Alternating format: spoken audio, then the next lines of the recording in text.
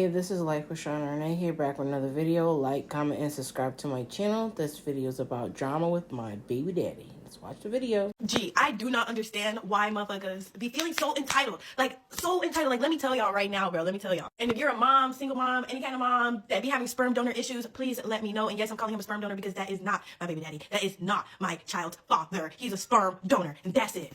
Okay, so let me take it back a little bit because me and my son's sperm donor been on bad terms. We've been not fucking with each other since my son was born. Shorty didn't have a job. Shorty always did the bare minimum. And then we were living together or some shit like that at one point. And then Shorty went back and lived with his dad. And when he lived with his dad, I had a car. He didn't have a car. We were supposed to have the car together, but then he didn't have a job, so he couldn't help me pay it. So bitch, they became my car because fuck, I'm not letting you use a car that I pay for all the way. Like, what the fuck do I look like? So anyways, he didn't have a car. He didn't want to take the bus. He didn't want to do any of that. So whenever my son needed to go over there and see him, if I didn't drop him off, if I didn't pick him up, if I wasn't going to pick him up to take him to school, daycare, his doctor's appointments, all that stuff, then he just wouldn't go because Shorty wasn't going to get on the bus and didn't have the means of transportation to do it, which bitch, the CTA bus and the CTA train exists, so I don't want to hear it.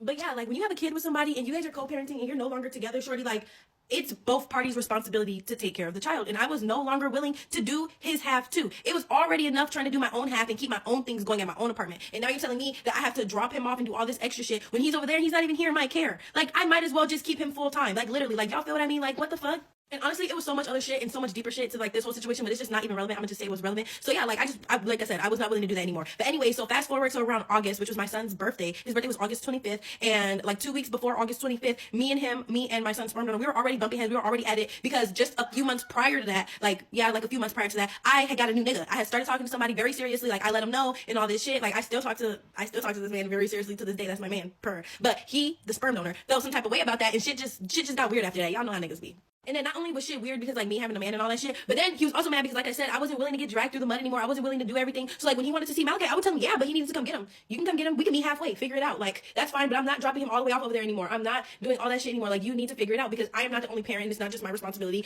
to figure out things for Malachi. You feel me? Anyways, that never ended up happening, and we ended up stopped talking. Malachi's birthday came around. He didn't say happy birthday. I did not have him blocked. He didn't say happy birthday. He didn't do none of that shit. Like none of that shit. Christmas came around, nothing. Thanksgiving, nothing. New Year's, nothing. Like I have not heard from him at all, like literally at all. Mind you, it's what, February 28th today, and I haven't heard from him since 2 weeks before August 25th. The fuck? I mean, I guess you could say, oh, well, she blocked my number, but I didn't do that till after he never said anything for my son's birthday. Nobody. The sister ain't say shit, the daddy didn't say shit, the grandma ain't say shit, the actual sperm donor ain't say shit. I didn't hear a peep soul shit from nobody in that motherfucking family. So yeah, after that, I blocked his number because what the fuck? You can't even say happy birthday to your son, babes. I don't give a fuck if we're into it or not. This is your son. Like I said, there's nothing in this world that will keep me from seeing my son. So you're telling me a little bit of beef, you feeling a little type of way, your fucking gut being hurt, your pride being shot down is making you not want to see your son? Okay, block, bitch. You don't need to be a daddy. Fuck. The fuck? And like I said, this whole time, the family didn't reach out either. Like, not a call to, like, see Malachi to, like, say Merry Christmas for any of the holidays or any of that. So then January comes around, and the sperm donor's dad calls my phone, and he's just like, yeah, is this Jayla? And I'm like, yeah. He's like that. He said that he wanted to see Malachi, that the sperm donor's dad, not the sperm donor's dad wanted to see Malachi. That he wasn't, like, waiting for other people to, like, whatever the case may be, to, like, figure their shit out, and that he wanted to see Malachi. And I was like, I have to think about it. I don't know. My son has not been around them since August. It's been damn near 6-7 months. He don't even remember y'all for real. Like, literally, he don't even remember who y'all are. Like, and you think I'm just gonna send my son over there and just say yes like that? No. So I told him, I said, I'll think about it. I'll let you know. I will get back to you. Like, so then after I thought about it for a little bit or whatever the case may be, I ended up texting him, and I was just like maybe like a day or two later, I ended up texting him, and I was just basically like, I'm open to us meeting up so that you can see Malachi. I would prefer for it just to be him, just because he's the one who reached out to me to see Malachi. You want to see Malachi, so you can see Malachi. I don't want everybody there. I don't feel comfortable. I don't want that. I don't want it to be too much for Malachi. Like, no, like it's baby steps, okay? If you want to see him, we can meet somewhere publicly. I was not going to their house because they all live together. Like, you feel me? Like, he lived with his dad, so they all live together. And I was like, I'm not going over there. We can meet somewhere publicly, you know, for a few hours. He could play with the girls, his daughters, and yeah, like, that'll be that. And I also let him know, because when I texted him back, it was like a Wednesday or Thursday. I was like, I'm busy for the rest of the week, but anytime after that, like, you can text me and we can make plans. And then he was like, okay, thank you, blah, blah, blah. And I never said anything after that because I mean, like, yeah, I mean, what is there to say? Just text me when you want to make plans. I told you I was busy for the rest of the week, but after that, just, you know, hit me up and we can make some plans. And of course, he never let me know. He never called me or none of that. That was like January 1st. Let me see. Let me check. Hold on. Let me check. Actually, it was January 9th. It was January 9th that I had texted back and all that shit. And I told him, I said, let me know. And like I said, he never fucking let me know. So then I haven't heard anything. Never called, never nothing. Like I said, I did not block his father's number, the sperm donor's dad's number. I didn't block the number, none of that shit. He just never reached out. And I'm not going to beg you all to be in my son's life. He's good either way. So okay, just don't reach back out. So he never reached back out. So then, like yesterday or the day before that, my son's sperm donor sister texted my phone talking about this, Jayla. No.